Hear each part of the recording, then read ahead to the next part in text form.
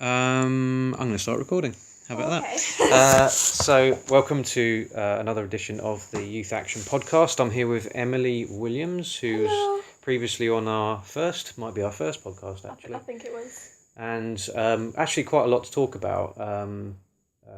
A podcast that I did the other day, which feeds into kind of why I'm here with Emily today, which was basically she messaged me, I think it was a couple of weeks ago, and asked me, I think, if I was in politics or if I voted or something like that. And it sounded like the sort of opening of a conversation that maybe needed to be had about, what is it like at the moment for a young person to be aware of sort of what's going on in politics. And I don't necessarily want to make it a political podcast either. It's always been about like the viewpoints of young people. But you can't deny that there's been some, pretty significant events, I'd say, over the last year with Brexit and as well as the voting. Definitely. And the impression that I got from you when you sent me that message was a bit of a sort of disgruntledness with how it's all going. I don't know. Yeah, it's been a very interesting 2 years. Mm-hmm. And I don't know, I'm not really that into politics, but I'm trying to get into it because I feel like it's something that's like important that everyone should know about. Mm-hmm. And so I've kind of been talking to like people, and trying to kind of find out what they think about the whole situation, Theresa May and everything. So what are they saying then? What's you've taken the temperature? What's the view at the moment of the people that you've spoken to? What it's all about? Well, it's all very different views, which I thought was quite interesting. And I was speaking to my nan and her friend, and they both have completely different views on well, I mean, you could say completely different. They both think that immigration is a bad thing. They both think that we should restrict the number of people coming in. But my nan's friend thought we should stay in Brexit. My nan thought we should leave Brexit. So I thought, oh, okay, that's interesting. Like, how did they come to that, separation of view? Because most people who wanted to leave Brexit was because of immigration. And so I just found a lot of like really interesting views. Mm-hmm. And I just think it affects you and it affects the whole country, and well, especially now. I'm 17 now and coming up to 18. I feel like I should know a lot more about it. So yeah.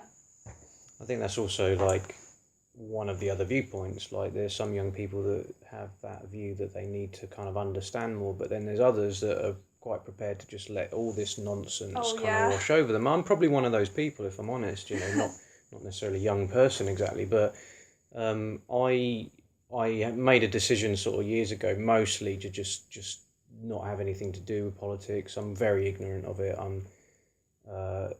There's an argument for like you should kind of be aware of what's going on in your country, but I take the view that like whether I'm aware or not, it continues in its own way, and I'm very disgruntled by the political system as well, and it kind of the way like politicians kind of deceive us. It's all about the parties and politics now. It's not really about what's happening, and that's a bit.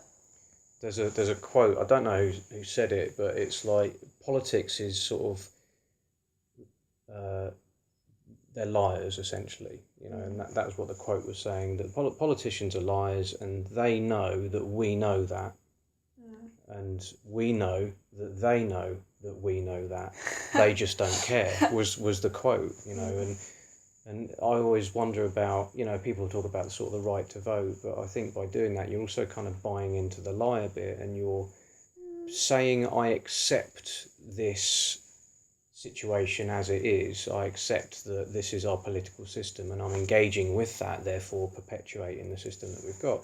And I've heard some kind of fairly radical ideas. I'm very much more into sort of American politics, I suppose, than I am British, but there's this idea, and they've got their own problems with their own president at the moment, and it's just, for me, it's highlighting the system that we've got, and the hope is that people are going to go, I'm not going to tolerate this anymore. It's ridiculous. Look at what's happening, and look at what's, we've got in America, a reality TV star now in charge of the most powerful country in the world. I don't think it could be worse in America. It's awful. Yeah, and I think, obviously, I don't think we're anywhere near as bad, but we still are buying into this sort of system that it seems a bit antiquated to me, and it was developed during a time where you could only really get your views met by giving a piece of paper to a guy on a horse that would ride 2 days travel and get the views of the community known. And in this sort of age of technology and the internet, then wouldn't it be nice if we had a system which I would happily buy into, where you vote online, for individual. It's not about we're this party or we're that party. It's here is this issue. How do the people feel about it? And then whoever's got the majority, it will go ahead. And if there's a minority, we'll kind of try to do a bit for that as well. I think that's pretty good. Yeah, I mean, it's not my idea. I've just heard people talk about it, and I thought, in raising the sort of the awareness, let's say, of the system that we've got at the minute, and there's also an aspect of, I suppose, that, if say 52% of people voted Conservative, then you've got nearly half the country that are not happy with kind of how it's run. And the argument sometimes is, well, you should have voted more, or, you should have turned up on the day and pushed it. And then, okay, well done, you become the 52%, but that means that the other 48% are disgruntled. And I don't know, I feel like something needs to change around that. I'm not about being anarchy. I'm not, burn the system down or anything like that, but I'd welcome a different system. But yeah, what are your thoughts on that? I mean, I kind of see what you're saying, because I think this whole kind of thing with parties, I mean, Theresa May, I thought some of the things she said was really good and made a lot of sense, and at the same time I thought some things Jeremy Corbyn said were really good, but then you see some of their individual policies, and it's where did they get that from? Theresa May, with the fox hunting ban, reversing the fox hunting ban, and also the ivory trade, which I thought, why?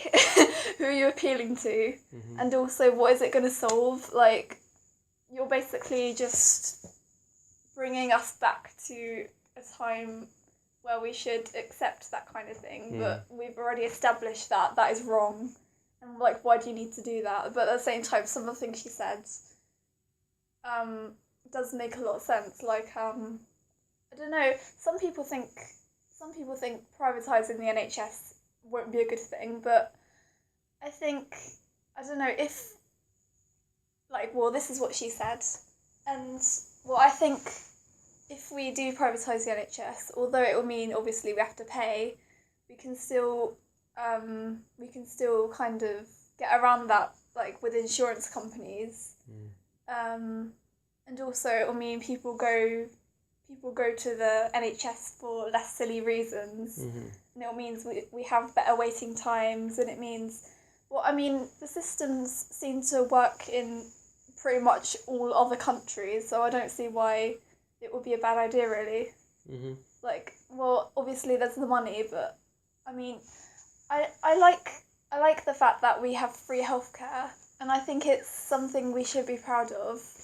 But when the system isn't working, I think that's when we need to rethink that. Yeah, I think sometimes there's this aspect of it's a free service. Yeah. You should be grateful, kind of thing. But for some people, it's woefully inadequate, and perhaps that's based around the sort of financial structure that it exists within, as well as what sounds like, and we all hear reports of the doctors who are horrendously overworked and barely sleeping and things like that. So somehow we've got to kind of be acceptant of that, and an alternative is to privatise it. And yeah, I mean, I guess we've kind of seen that back to America, and there's been a bunch of documentaries that I've seen about, people that have this insurance policy, and if they've got one little thing that they didn't disclose, or one thing that changes it, it renders it moot. So I don't know about that, and they've kind of just tried to change theirs around to sort of a bit more along what we've got with Obamacare, I guess. I don't know enough about that. Yeah, I don't know much about that. Yeah, it sounds... Yeah, it's I don't know, there's good things and bad things about it. It's I don't know, it's never black and white, really, is it? I was kind of I didn't know whether to vote for, well, if I could theoretically vote. Well, actually, I don't know. Should the vote be reduced to 16? Because I think that's kind of a two-way thing as well. It's like, as I say, it's never solid. But going back to this, well, yeah. So I don't know. I forgot what I was going to say. You were leading into sort of which one you might have voted for had you had the right to vote. What would you have gone with? Oh, yeah. I was kind of leaning towards Labour because, well, I forgot all the policies. But yeah, he had some good policies. I mean, a lot of the time you're basing that on, like, I don't know, interviews and things like that. I don't know if it's ever as simple as, like, if you go onto a website and they will list their policies and you'll go whether they like are attractive to you at all or not. Is that? I mean, how did you find out about them? How did you?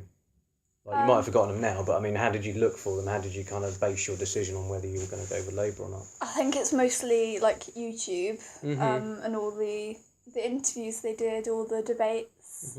That's mostly it. I mean, like the first exposure I really had to it was Facebook. And I immediately thought, no, I'm not listening to this. This is all biased. This is the worst place to get any kind of news information because you're never going to get anything objective on there. And it was mostly for Labour because it was mostly young people in there, and they were mostly like, I can't even remember what they said, but yeah, I don't know. I kind of agreed with that, but then I saw the other side, and I heard my nan talking about Conservative, and I kind of agree with that as well. So yeah, it's all very a mishmash. Was there ever a consideration for one of the sort of third-party organisations? Because we always focus on Labour and Conservative, but there are other ones as well. Yeah, that's true. I think, I don't know. Yeah, they're just neglected now, aren't they? Because, well, Lib Dems, I don't know. Like, I don't even know any of their policies. That's the extent to which, like, I don't know anything about, because they're never spoken about. You never focus on them at all. But I think, I don't know. They said something about legalizing marijuana, which I thought was good. I'm not sure if it was for recreational use, but I would agree with that if it is. Because basically, it's supposed to be less harmful than even alcohol and cigarettes, apparently. So yes. But yeah, I should probably have listened to them a bit more because while people say it's a wasted vote, still, if you vote for them, they have more chance of getting seats. They have like more. I don't know. So if you voted for Lib Dems and it came up that Lib Dems actually got really close to Labour and Conservative, and Labour and Conservative might consider adopting some of their policies, considering it's so popular, so they can appeal to those voters. So I think it can be a good idea. Yeah. There's also a sense of like them maybe being used as well a little bit. You know, you haven't quite made it to the sort of top, but we'll nick some of your ideas to make our chances stronger in the future. That's right. Yeah. In America, there was quite a movement towards I think it was called libertarianism, which I suppose translates as liberal Democrats to a certain extent. But that I feel like if I was to ever vote, I probably would lean towards them simply because they got the word liberal in there and the kind of. You know, the sort of what characterises the parties. You know, you look at Conservative and it all seems very sort of upper class, upper white middle class, tradition. You know, and it just seems a bit old hat to me. And then you got Labour, which I'm not entirely sure, but like the word Labour suggests work and making sure people have got jobs. You know, and you can kind of tarnish them with a brush just by the name. But I mean, the word liberal says to me about kind of equal opportunities for all and. I think it seems like the party that has the most ability to really listen to what people are saying and act on it. And how we've kind of seen that in America, obviously they didn't win, but they got a huge kind of push in the last couple of years because people were just unsatisfied with the candidates that were going ahead, with Trump and Hillary Clinton, for goodness sake. And the sort of temptation not to vote was quite heavy because of, I don't like any of these two people, why would I kind of vote for them? But then feeling compelled to vote for one of them. And again, that's another example of a bit of a busted system. If you have two people that you don't want and you're literally just voting for one of them because you don't want to waste your vote, isn't really engaging with the political process perhaps as it's supposed to be. And I don't know how much talk there has been around change, changing the system, or for me, a lot of what I heard, or what little I heard, was still focused on sort of the old way of doing things, about engaging with the kids and turning up at Glastonbury, Jeremy Corbyn did the other day, and being seen to sort of engage with your public, whereas sort of behind the scenes it's just about how many votes can I get and how long can we stay in power, as it were. And it's difficult. I mean, it leads kind of into what you were talking about. What the girl that I saw the other day was very optimistic about politics and was like, you've got to vote, and it's brilliant, and people have fought for the right to do it, and she has been involved with the youth parliament as well. And only left because it apparently was a very heavy workload, but enjoyed the process. And there was that aspect of involving her and them taking action in their community and getting sort of lots of surveys done that would then sort of go to the House of Commons, and they felt sort of a part of the system as a result of that. And I didn't have much of an argument really about my standpoint, because it's not so well informed. It's a choice not to vote for me. And then as soon as somebody says, well, why not? I don't really have a lot to stand on other than to say, well, I don't really believe in the system. And then the counter to that is always, well, how are you going to elicit change if you don't vote into the system? And it becomes a bit sort of back and forth there. And I'm not strong enough, I think, to have a solid argument for that. Oh, yeah.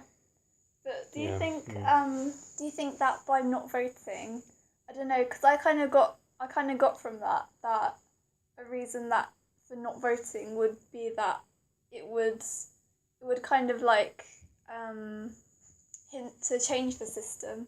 So if people aren't voting, then how, I don't know, if the government isn't engaging people, then it obviously needs to change how it's going about it. And I thought that could be a kind of rebellion against it. Yeah, I've thought of that too, but I think the general belief is that they just couldn't be asked to go to the polling station. I think, people staying at home smoking weed, they couldn't be bothered. I think that's the view of the sort of lost vote. And I think some of the young people that I speak to I suppose working in youth clubs, it's full of sort of your fairly kind of rowdy kids that are not like interested. They're just not interested in politics. You say the word politics to them, it instantly paints a picture of boredom and and not wanting to get involved with something. Oh yeah. And that's probably the voice that needs to be heard most. But and perhaps, like you were saying, by them not voting in the future, will that be a voice in itself? Probably not, because I think that as long as they've got like enough to sort of sway it one way or the other, then I think they're kind of happy with that. Yeah. I'm very cynical. I'm sorry. I'm just I'm 40 now, and I think like I've lived enough to, I guess, make my own decision as well. But I do feel a bit defensive whenever I am asked about if I voted, because of some of the assumptions that might be made. And I suppose what I'm saying is that I kind of don't like the system, but I'm not exactly presenting an alternative either. So I am aware of that.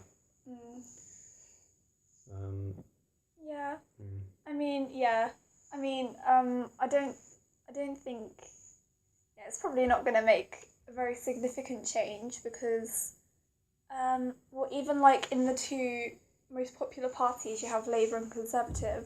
It's like voting for another party. It's not going to make much change. So not voting at all isn't going to make much change either. So I guess there's that.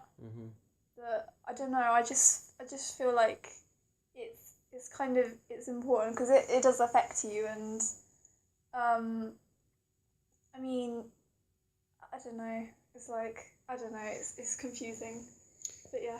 What do you think is important at the moment? Like, where should sort of politicians be focusing their energy at the moment? You know, you hear about the variety of things. It's about homelessness. It's about supporting families, you know, that have got addiction in the home, or what. There's just huge amounts of things, and it's almost like we've only got so much money, and we've only got so much kind of time to be able to change things. Where do you think they should be focusing, you know, right now? So, in my opinion, this is a bit controversial, but I think they should focus on immigration, because I feel like that is a problem.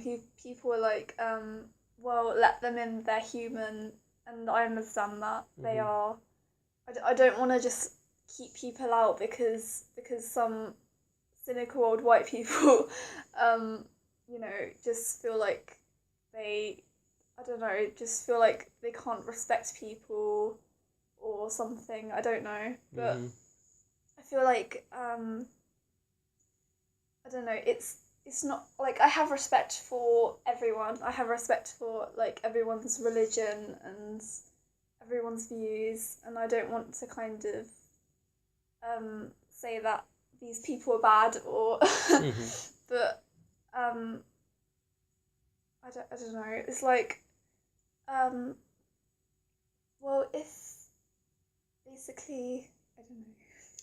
I was thinking about, like, when you talk about immigration being a problem. I mean, what is the problem with like letting anybody through into the UK? What is it about? I don't know. They're going to take all our jobs, or is it about there'll be loads on benefits? So we've got, you know, I haven't quite defined it myself. I don't know what the problem is with it.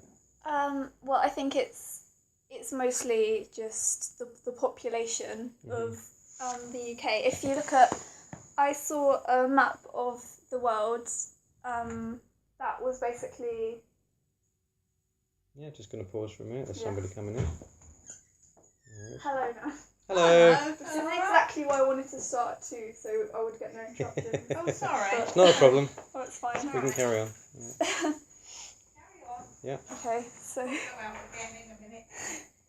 Has Molly been down? No. Oh, all right then. Didn't have to kick her out of her own house. Oh, she's gone upstairs. I keep forgetting you've got stairs there. Yeah, immigration. It was about population, so there was a difficulty with that at the moment. Yeah. Yeah, so I saw a map of the world by population, and it was basically showing like little red dots where there was like a larger amount of people, and it showed that, well, first of all, mostly it was mostly like in India and kind of Asia. They had the most people. That was the most red bits. And then you saw England, which actually had a lot as well. And I just thought that was really interesting, because I never thought England, like, it's a tiny little island. I thought it was just like something we were just complaining about, something that Brits do, just like, oh, all these people. But no, there is actually quite a lot of people here, and I think that's probably one of the main reasons for this failing NHS and failing, you know, job system and homes, and I think that needs to be addressed. And while I don't want to just kick people out, and I don't want to kind of, you know, not, well, I don't know, I don't want to not be able to help the people who are suffering, obviously, as refugees, but I don't think letting them in is actually going to stop the war. They're still going to keep coming in, and I don't know. Yeah. There's a lot of different countries that seem to be dealing with it differently at the moment, you know, making it harder to sort of get in, and they are much larger countries as well. They could probably afford to sort of let a few extra in, you know, but they're being quite sort of staunch with it, and I don't know if it's a case of like we're the sort of last people to carry the torch, as it were, for immigration. I know that quite often you hear about the arguments for it around, you know, we're England, this is our values, we're about supporting Yeah. people and all that, and you can that's fine, but there's also some undeniable consequences about that. Yeah, and we need to like protect ourselves Mm. as well as others. Mm. So we should kind of it's like that saying, look in the mirror before you judge other people. Mm-hmm. But in the same way, we have to like look at our own problems rather than. I think it can be applied in this way as well, but we need to look at our own problems before we kind of try and help other people. Mm-hmm. So yeah, 'cause our problems are just going to get worse if we keep helping other people. I mean, being in school, have you seen any kind of impact within schools around immigration? Well, there's a lot of people in our school, and I think quite a few of them are. From other countries? Yeah, Yeah. definitely. Okay. But yeah, I think it's nice to have a diversity, but when it's not the diversity I'm concerned about. It's more just the amount of people. Full stop. You know. I think there's also a suggestion as well that certain jobs are probably not going to exist in 10 years' time. In a sense, there'll be less jobs, but there's always an argument for like, well, there are other innovative things that are happening that will also create jobs. Okay, I get that. But maybe not as many jobs. Yeah. Because I don't know, if you're talking about technology, that are now making machines to do things that humans would do, that obviously puts a lot of people out of work. And obviously you need people to manage the machines, but you're really going to need about 50 people on one machine? No, you're probably not. So they'll be streamlining things and making it more efficient, and instead of sort of like 4 people on a machine, you just need 1 and a computer. Yeah, that's and right. 1 guy to kind of monitor. Yeah, you do hear about stuff like that. I mean, like, there's various different sort of countries that are coming into the UK, and one of them is Polish, and I'm aware of it myself in my own life. I mean, I don't have an issue with it because the experience that I've had in the few Polish people that I know is that they're quite nice people. They seem to be very hardworking. They seem to gravitate towards some of the jobs that I'd say most people wouldn't want to do anyway. Like, just off the top of my head, there's a guy that does like nights at like a fizzy pop kind of factory. There's another guy that works at McDonald's like so many hours, it's ridiculous. And there's some might argue like, well, I don't really want that job, but I kind of need that job to kind of make money as well. And I wonder if it might encourage some people to kind of get into more kind of skilled work, because I suppose everybody needs that sort of initial job when you say get out of school, that it kind of sucks, but you need to do it to kind of get some money. And the different sort of forms that are coming through, like I suppose there's the most recent thing is kind of Syria, isn't it, and like what's going on there, and the expectation that we're going to get an influx of people from there, coupled with the fact that in the work that I do, I have a lot of connection with various different organisations, and I'm aware that there's like huge house building projects that are happening at the moment all over the place. I don't know if they're specifically for kind of immigration, who knows, but if the idea is that you read stats like, if we don't have X amount of houses by this amount of time, then the homeless problem is going to go through the roof. There's that. It's like, well, this problem would only really be here if we'd been, if we hadn't been a bit more kind of careful with who we sort of let into the country. Rather than, oh my God, there's loads of people in the UK. Let's spend loads of money and kind of get some houses. And they kind of word it as like affordable housing. I mean, Buckingham Palace is affordable, quote. If you've got the right amount of payment structure. So I always find that a bit insulting when they use that word, because it's not about affordable. It's actually, can the sort of average person afford it, without like getting horrendous loans out and all sorts. And I think there's been some okay stuff around getting people on the property ladder, and but yeah, it's like a sort of, there's a sense of like it's a real problem, and maybe people are burying their head in the sand a little bit around it for fear of being seen as a bit elitist and like, we're British, or racist or whatever you sort of want to look at it, because I think to sort of turn that stuff down is to be, having the spotlight put on you for that kind of thing.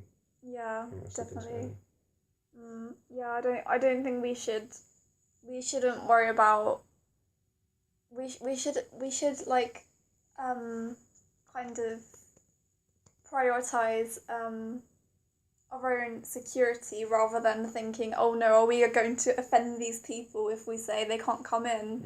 I think our security is more important.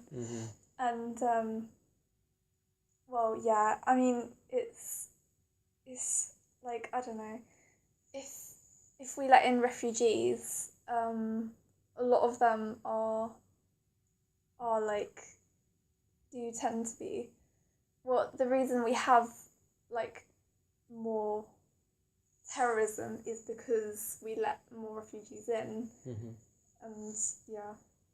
Yeah, I mean that's another issue, isn't it? The kind of security issue. You know, we're talking about housing and if there's enough jobs, but then there's a genuine kind of threat to opening the doors to all sorts of people that might have, nefarious ideas about the UK. I guess time will tell. I mean, have you ever thought about getting into like youth parliament or anything like that? 'Cause it sounds like you've got a kind of view of it all. I've thought about it. Maybe like, if I get a bit more confident on the issues, because I'm not very educated on them. But yeah, I don't know. I just think it's really interesting, and yeah, I could do it, I think. I'm aware of a couple of things. You know, there's youth parliament and there's also something called Youth Voice as well. And it just so happens that tonight I'm going to an event that's for the youth parliament where they're going to make their manifesto known. That's about all I know, really. So I don't know what that means. That's a bit vague. Well, I presume manifesto as in like here's a list of things we're going to be working on in the next year, and we'll see. I don't know. I'll kind of report back perhaps when I find out about it. But I think the people that I probably need to be speaking to find out a bit more about, you know, I mean, I am aware that we do offer it as a volunteering placement as well. I don't think it's overly publicised because it's quite situational in the year. It's like only at certain periods does it exist for the voting to get on it thing. So I have to find out a bit more about that. But I could certainly ask Lisa. I'm sure she'll be there tonight. She's the lady that kind of heads it all up. And I've also, I think, spoken to a girl called Lucy who's just registered with us as well, and she's looking to get into youth parliament too. I don't know. I feel like you need more of that. I think you need more people that are quite self-aware. You say that I'm confident enough on the issues or whatever. I think you would get more confident being on it in the first place, because that would encourage you to get a bit more involved with what's coming up. Yeah, probably. And I suppose, like my fear is, and if I'm going to be really, really cynical, it's that they're kind of bringing loads of kids on to sort of tick a box a little bit, and a lot of the kids might be a bit sort of brainwashed regarding politics in general. But I think you need people on there that aren't those kinds of kids, that aren't the sort of easily led and easily influenced. I think there should be some sort of radical, slightly rebellious people on there, and I'd count you perhaps among that as well, and also the girl that I spoke to today. Just because you've got awareness of alternatives and you've got awareness of the situation enough that I think you can have a bit of a voice about how things are done. You know, this is, me usually against politics, and I'm encouraging you to get into it. But then I think, I'm not suited to it, but other people might be. And I think the younger the voice, the better. I mean, one of the things that we talked about the other day was about that age to vote. And you can answer that if you want. Yeah. No, I think my nan answered it because there's nothing. All right. That's okay. It's almost a common thing, I think, with these podcasts. Is there's always little interruptions. That's fine. It's quite normal at this stage. We don't want to go to the school because there'll be too many distractions. Sure. Yeah, that was quite loud. We sat underneath the bell. That was particularly loud. Well, the one I did the other day, it wasn't too bad. The bell went off, but it was like dead quiet, so that's okay. But yeah, we talked about like the legal age of voting, and she believes that should be brought down. And her argument was like, yeah, okay, you agree with that? Oh well, yeah. I mean, yeah. I was going to touch on this, and then I forgot about it. Thank you for bringing it up. But I mean, I kind of originally thought, 16 plus.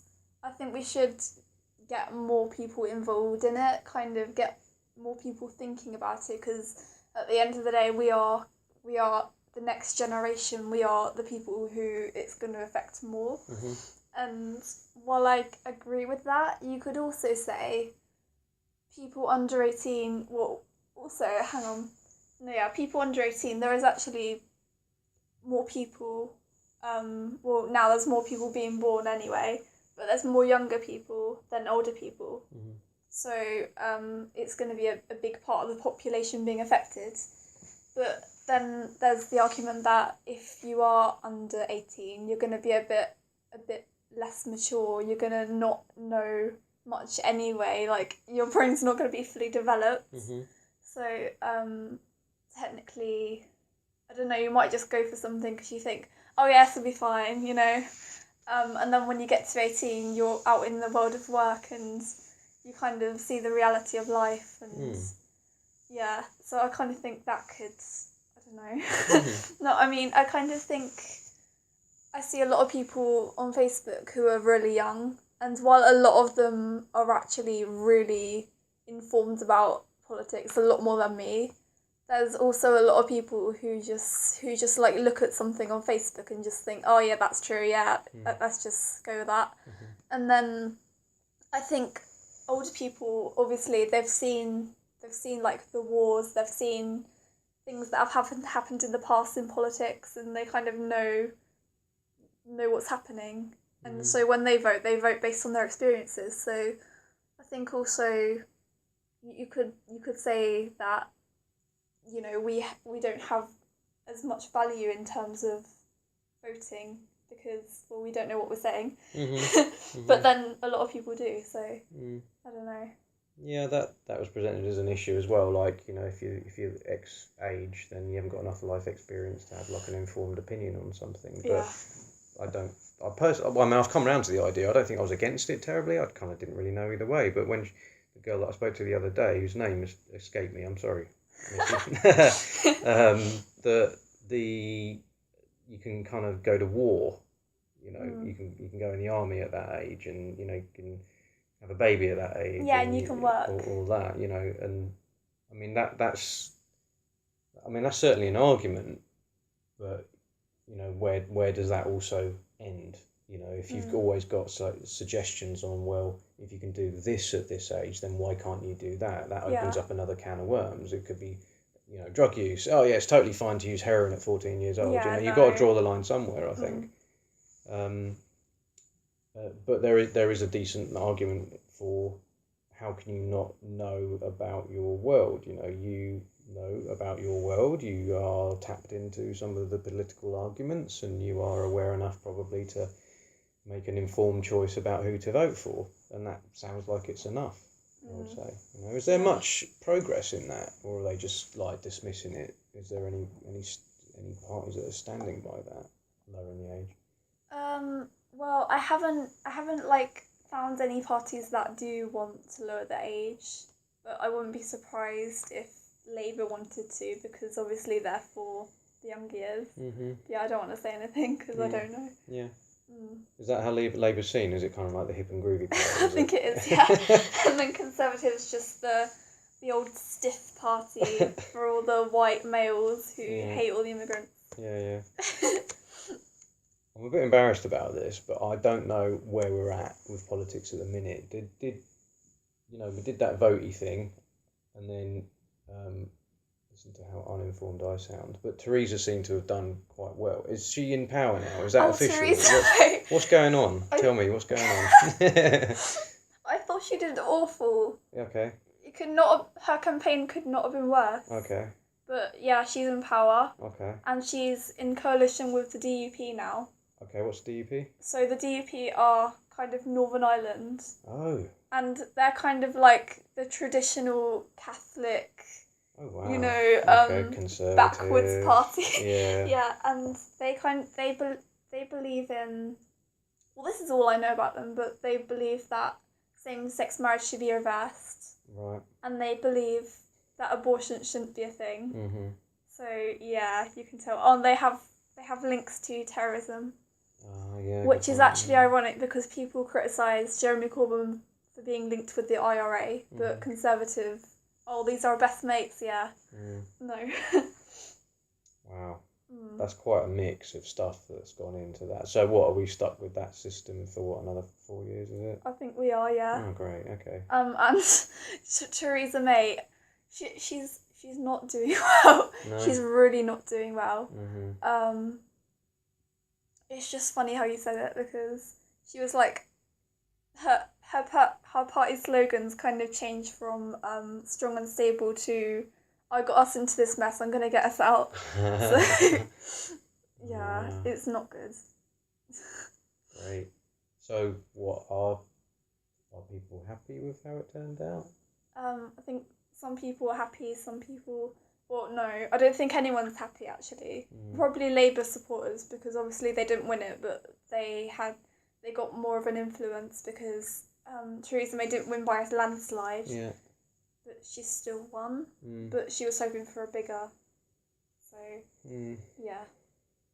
Again, it's down to that sort of two-party system again, isn't it? Yeah. It's like that's our choices. We've got this candidate and we've got that candidate, and it's choosing between the two, the lesser of two evils. Often, I think it seems to be. Yeah, I guess if you voted Labour though, if they were to get in power, they'd have to form a. No, I don't know if it's the DUP and Conservative. I don't know if that's I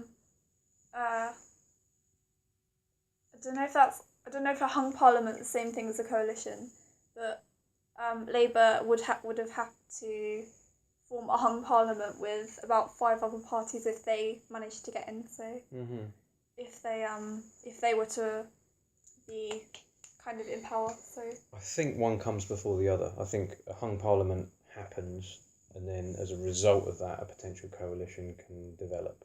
That's my understanding of it. Because I don't know what would happen if it stayed in that hung parliament state. I don't think it's allowed to, really. I think all sorts of things have to happen. So I think to avoid the mess of what that might look like, they usually form a coalition of some sort as well. And I think what that means is they've got X amount of seats. They need X amount of seats to legitimately run the country. So you need to bring in people that sound like they're going to be supportive of you. And it's obvious that Labour aren't. And I don't even think that Liberal Democrats were in the mix at all this time, maybe because of their connection previously to Labour. So there's a sense of it's a bit sort of panic buying. Yeah. You know, okay, right, you'll do. You'll get a bit of notoriety, you know. Yeah. Yeah, again, it's another example of dissatisfaction with how things are run at the moment. Yeah. Yeah, I don't know. Obviously, yeah, you can't think of any alternatives.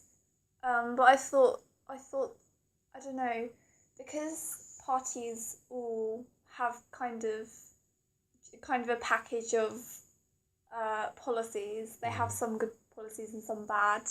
Going back, I don't know if I actually made this point, but I think I kind of digressed from it.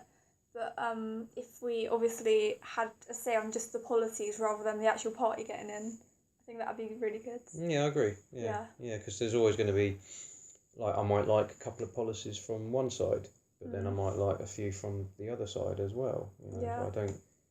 Because that's the trouble with having the sort of party system, is that I think sometimes they sort of have to stand by certain things because they're things that define them, but it might do them harm in terms of people agreeing with what they're doing.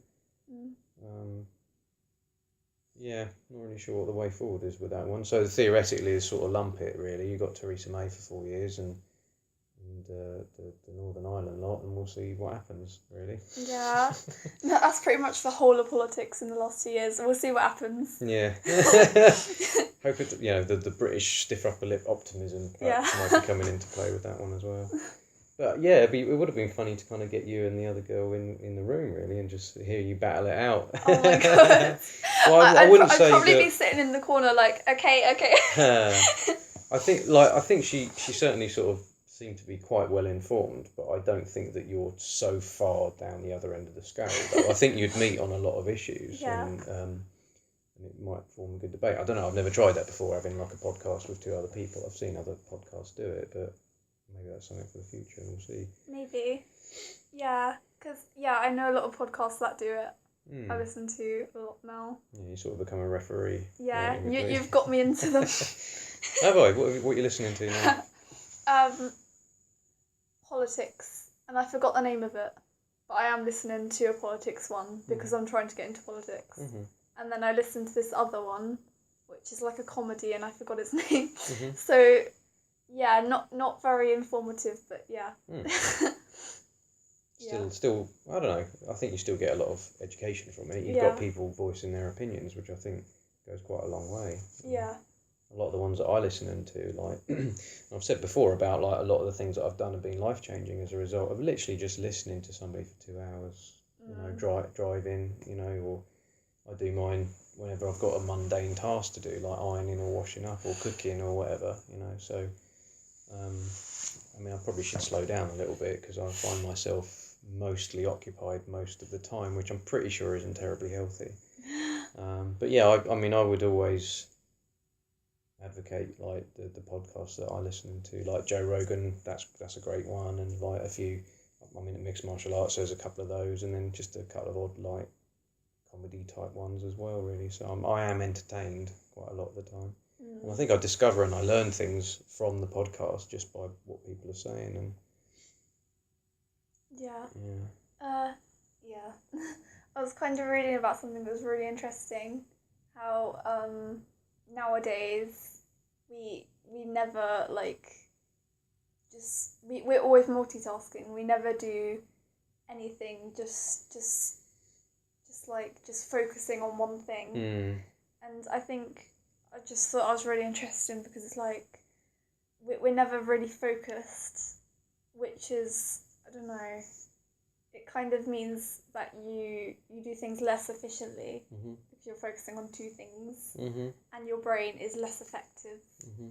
And yeah, I've got some feelings about that too, where when I did a fairly stressful job, I used to finish that job and I'd hop in my car and I'd stick a podcast on.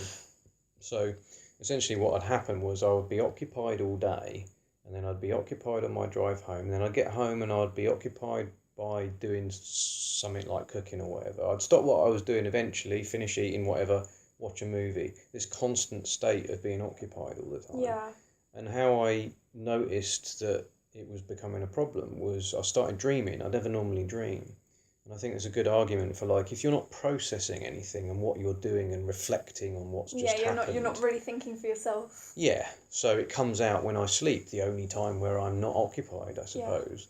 So I always know that I've gone a bit too far when I start dreaming. I'll kind of knock the podcast back a bit, or I'll, because there's something about those times where I might be driving home and just like listening to music, and that's fine. I don't think that's occupied as strongly as some of the other things.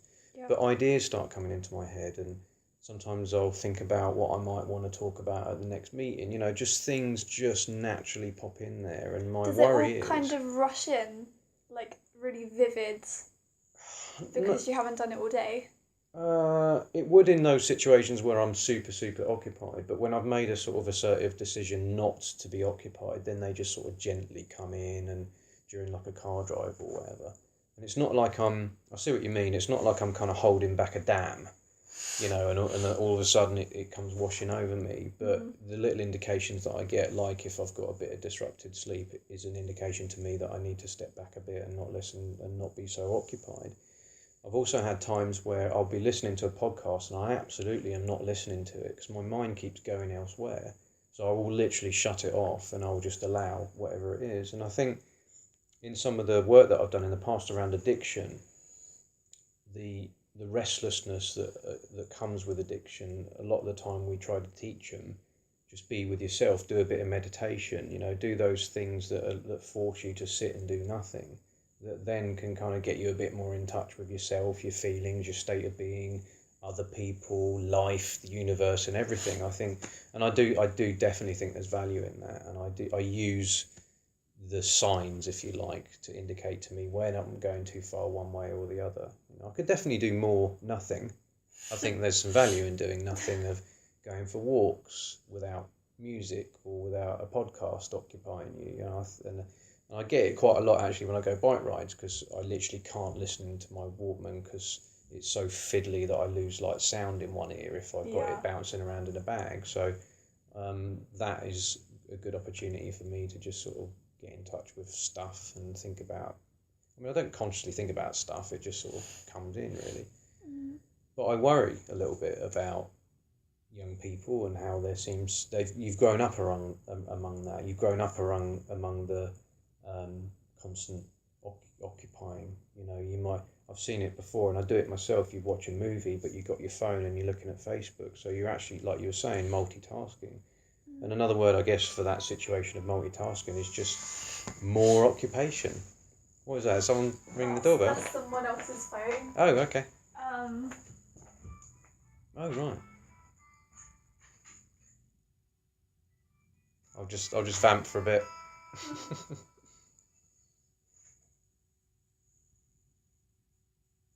Just give this to my nan. Okay. I'm just going to set the scene then. Okay, so here we are in Emily's house, or Nan's house, I should say. Just in her front room, really. We decided it might be a good idea to do a podcast, and sometimes it's very, very difficult to get organised in a school. Teachers are obviously very, very busy, and they don't really have time to respond to emails about coming along and having a room for an hour. So having done one with Emily before, I thought it'd be a good idea to do one in the home. I even thought about doing one in a car. Do you know what I mean? Just sort of like, because obviously I've got to be careful, like, as a professional working with young people, so that's probably not on the cards. But any sort of space. I mean, the one that I did the other day, I nearly rented a room, and it's almost like, well, I don't know if I should be really spending money on doing a sort of podcast. So alternatives are always welcome. But yeah, I was talking about being kind of occupied, and I mean, where do you place yourself in that? Are you one of these young people that's constantly occupied and constantly obsessing about your phone, or where are you in that? I think I'm not as bad as like most people. I don't know. Normally I've been very good with it, because my old phone, it was like a 2012 phone. I don't know. A Samsung Galaxy, and I could never do anything with it. I could never go on the internet because it was really laggy. So I thought, that was really good. And then once I got my new phone, that's when everything changed. I was just obsessed with it, but luckily I've kind of come out of that habit again, so that's pretty good. But yeah, it's never a good thing to be too occupied, because I think, I don't know, like, there was something I read about, like, a 5-year-old boy. He was just sitting in his room, and he'd been on his laptop all day, and his mum came in his room, and he was just staring at the wall, like, and he was just not there. He was just, and that's what I thought was really worrying, that people nowadays, like, we're not thinking, we're just passively receiving information, and I thought that was, like, what is the future going to be like? Yeah. Yeah. Probably more. I mean, a lot of that passive receiving of information has a lot of marketing linked to it as well, so there's always that subliminal element that I worry about, like, buy this, you're thirsty, have a burger, or whatever. I saw a little bit with it. My mate's son, he's got, I think, maybe a 3 or 4-year-old, and he was sitting watching some sort of car animated show on TV and eating. But literally, he would stop eating, the spoon would be about like 4 inches from his mouth, and he'd be like frozen as like, almost, it looked like hypnosis. It looked like, my mate had to sort of say, come on, put the spoon in the mouth and eat the food, sort of thing. He had to sort of kept like taking him out of that state of, it was weird. It was like a hypnosis. It was very strange. It's really worrying. I mean, I'm on the fence about it, I would say, because I've known a period of time where there wasn't the internet and I was quite ignorant about a lot of stuff, and there was a funny thing about how I used to relate to my mates, and the claims to information were obscene. Do you know what I mean? You'd I heard about blah blah blah, and you'd be totally lying, And there was a lot of like misinformation back then as well, and rumours used to fly around, and you know, almost sort of culture would be defined sometimes by some of the things that we were saying, just because the whole school started to believe it or whatever. But the fact is now you now in this period where you have instant access to kind of pretty much any information that you want to read. But I also wonder about how do you filter it out from the misinformation, because that always exists as well, and God knows it's plenty on Facebook being sent around too. Yeah, let alone just word of mouth. On Facebook, it can sometimes be a lot worse as well. Like, especially if it just goes around and people just think, like, people just read something and just accept it.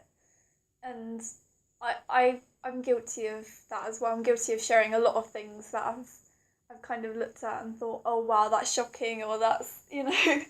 And it's, I don't know, my nan's friends, I don't know why, but I have her as a friend on Facebook, and she always corrects me like, sorry, but that's not true.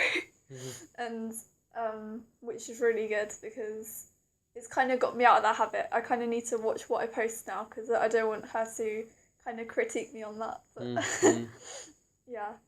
No, I guess you take a chance sometimes and believe in something, you know, and... Yeah, but I think you have to kind of cross-reference things before... Yeah. Yeah. But that's hassle.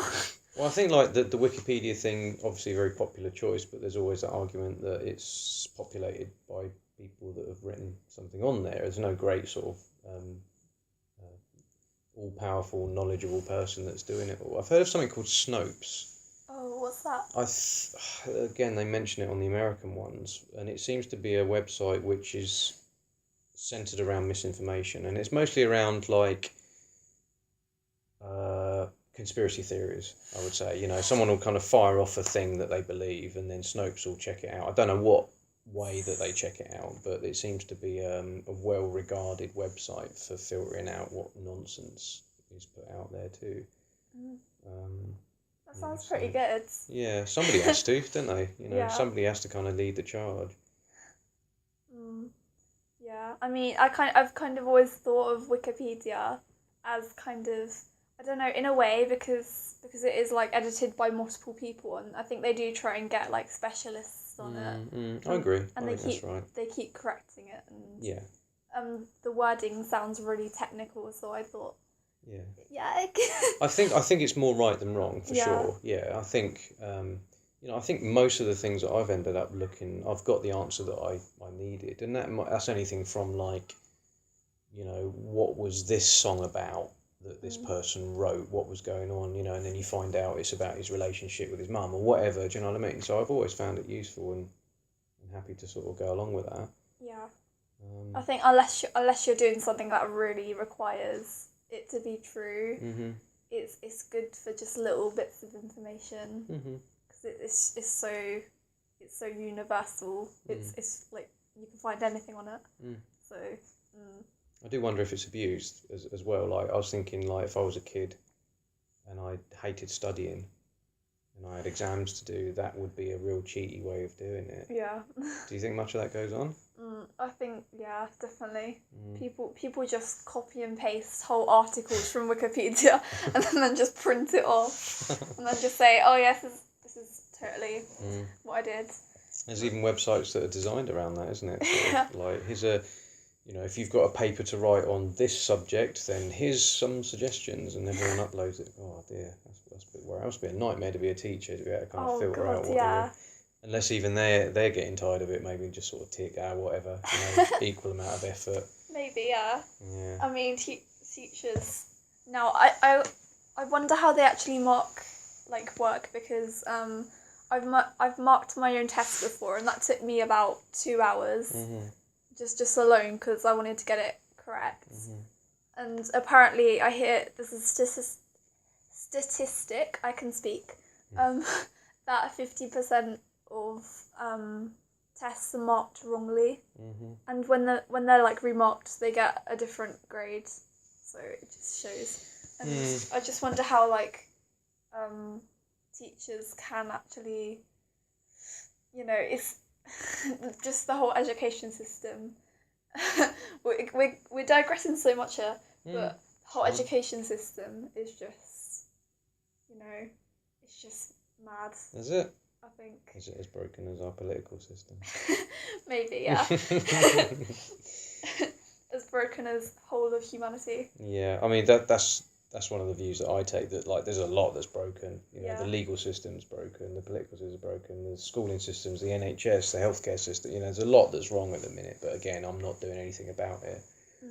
I just stand there, a sort of armchair politician, I suppose you'd call it. Yeah. Been going about an hour now. I do want to just touch a little bit on the Cheering Volunteering Award that's to the left of me. So yeah. How was that? So just for people at home, Emily got nominated for a Cheering Volunteering Award, Young Volunteer of the Year. Officially, it's called a highly commended award. Yeah. I think so. So I think it was 3 people who were on stage. I'm not sure if there were more people nominated. Yeah, there definitely was. Yeah. Mm-hmm. So there were 2 people who were highly commended, and I was one of them. Mm-hmm. And then the other one won it.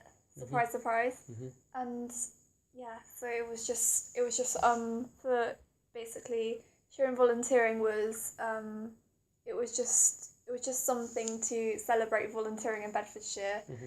And it was like awards. They had organisations on there. They had all kinds of people on there, and entertainment, and it was really good. Mm-hmm. And they had Young Volunteer of the Year, and that was the first award, and that was me. So yeah.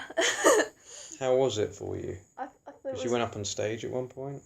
Yeah, it was really, it was daunting, but yeah, it was really good. It was nice to meet like a lot of interesting people, and yeah, it's just an experience. Mm-hmm. So it's really good. Seem... It's just such a positive atmosphere because I don't know, volunteering is a positive thing. Everyone was just so positive, and yeah, it was really nice. You seem to be quite comfortable flitting about the before the show started. There was the organisations with their stands and stuff. I noticed you kind of going around and finding out about, when you said about talking to interesting people, I thought that's kind of what you meant. Yeah. Just all these different volunteering organisations, just such different things, There was kind of like a young artist thing, and I thought that was really good. But I can't do it, I don't think, because I think they've ended it for now, so they're going to do it again next year. It's not the graffiti thing, is it? No, I think it's the kind of the one with the actors, and all the dancers, and I forgot. Full House, is it? It might be. I don't remember. Okay. It's been a long time. But yeah, there was a lot of different things. So it was really good. You went with your family there as well. What did they think to it all? I think they were kind of like they were kind of like standing around me, not sure what to do. Like, okay, do we talk to people? and but they eventually kind of got used to it, and they really enjoyed it. Yeah, it was a good experience for them as well. Yeah. Yeah, they did look a bit uncomfortable, like when I was talking with you and suddenly your mum was to the left of me and I didn't know who it was until I think somebody introduced her or something. So I was like, oh, hi, yeah. Maybe they're just not used to that sort of situation, really. No, maybe not. But yeah, I think the biggest thing for them was the food, so... It's pretty good. It was pretty good. I kept going back for breadsticks. Yeah. I was just eating all the cucumber and carrots. There was like nothing I could have. That's true. It wasn't very vegan friendly, was No. it? Yeah, I'll have to mention that next time. Yeah. It was... Oh, I've just discovered one thing I can actually have as a vegan is bourbon biscuits. And I was really surprised because I didn't know I could have it because I thought it was chocolate, but yeah, I can. Is it not chocolate? I think it is like just cocoa or something. I don't know, but I'm really happy because I miss that biscuit so much. Yeah. Yeah. Might be a good place to end it on the bourbon biscuits. We've gone from politics to bourbon biscuits. I think that's a perfect transition. But yeah, thanks for being on the podcast again, and You're welcome. Maybe we'll do another one in the future. Okay, thanks for listening. All right, bye.